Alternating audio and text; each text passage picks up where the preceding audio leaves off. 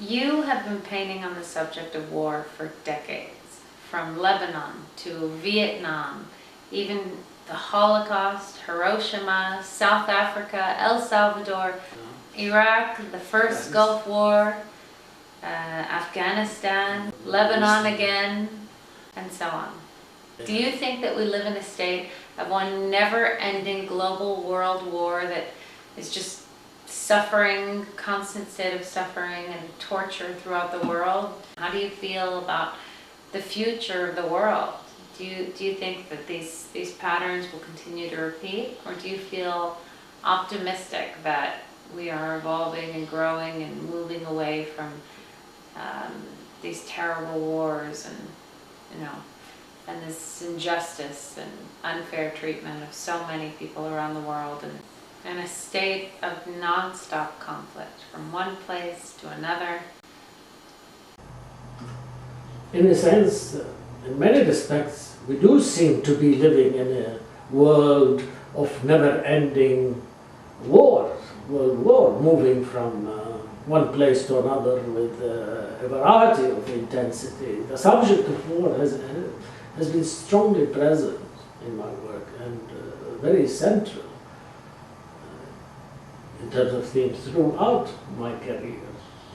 And as you see, with so many ongoing war in different places at different times, war are major events surrounding our lives. From the time I set up my studio in New York in 1968, it was less than a year after the 1967 Arab-Israeli War. It was done under this atmosphere, this intense, pressing, cloudy atmosphere of the Vietnam War. This was the news at the time. So many troops, so many killings, so many terrible things going on. And there were so many chaotic and catastrophic events during that year. In the United States, Europe, Asia, everywhere. We had the Paris Revolt, and here we had terrible things. We had the assassination of Martin Luther King. We had in the same year the assassination of Robert Kennedy, who was running for president at the time. After I left, sometimes around 1980, I was taking my work on a travel tour. I went south, stopping in various colleges from Virginia, North Carolina, South Carolina, all the way down to Atlanta and then New Orleans, etc.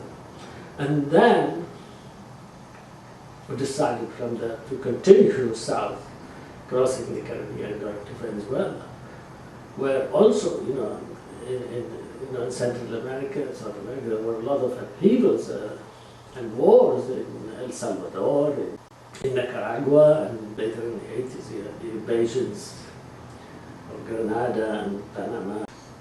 And with continuing problems and unrest in many countries in Latin America, Central America, and the Caribbean, where I took my work. We have ongoing wars in Iraq right now, in Afghanistan, and they are spilling over to Pakistan and other places. We have a state of turmoil and instability between the Palestinian and Israeli, causing a terrible state of war and violence, affecting the entire region of the Middle East and also other countries, Europe, the United States, the whole world.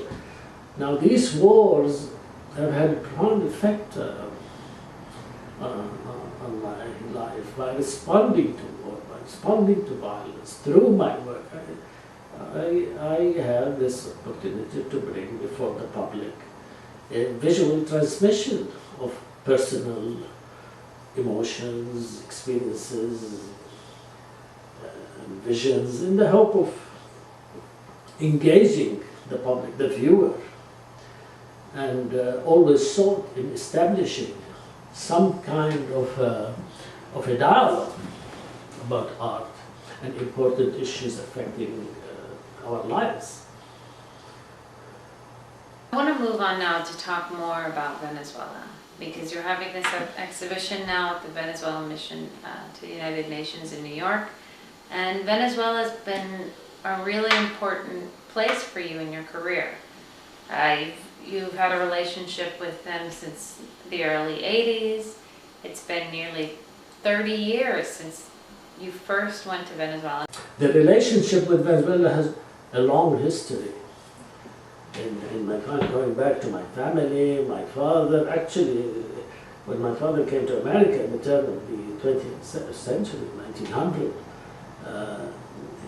he spent a while here, then lived in Mexico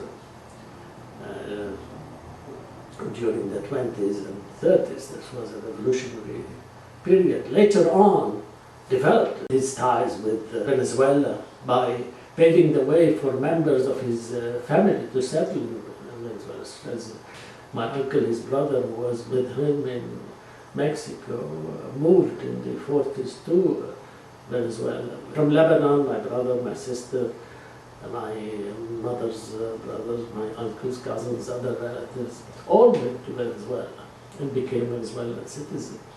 So from a very, very young age, I was in continuous touch with families in Venezuela.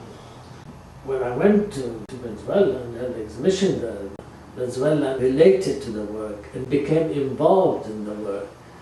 The exhibitions of work dealing with the subject of war, of violence in general, and the Lebanese Civil War in particular. There were a large number of work dealt actually specifically with the Lebanese Civil War.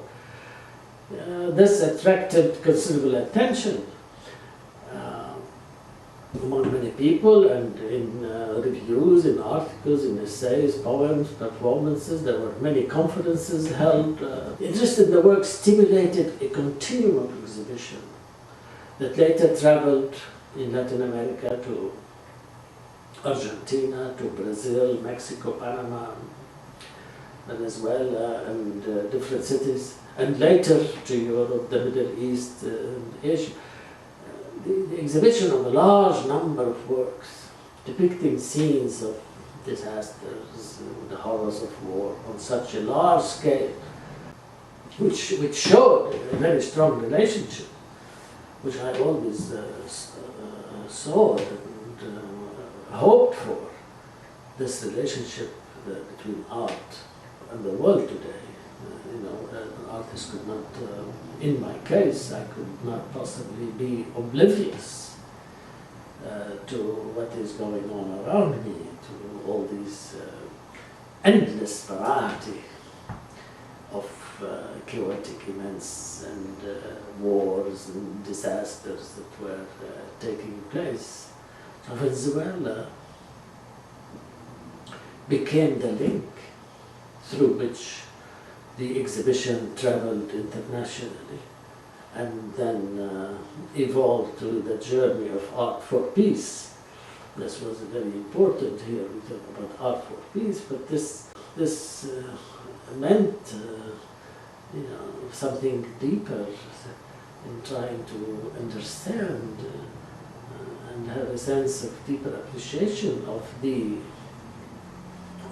reality of wars and where it's taking place, no matter how distant, but it is here in front of the viewer, drawing him and becoming involved and establishing some kind of rapport, some kind of dialogue.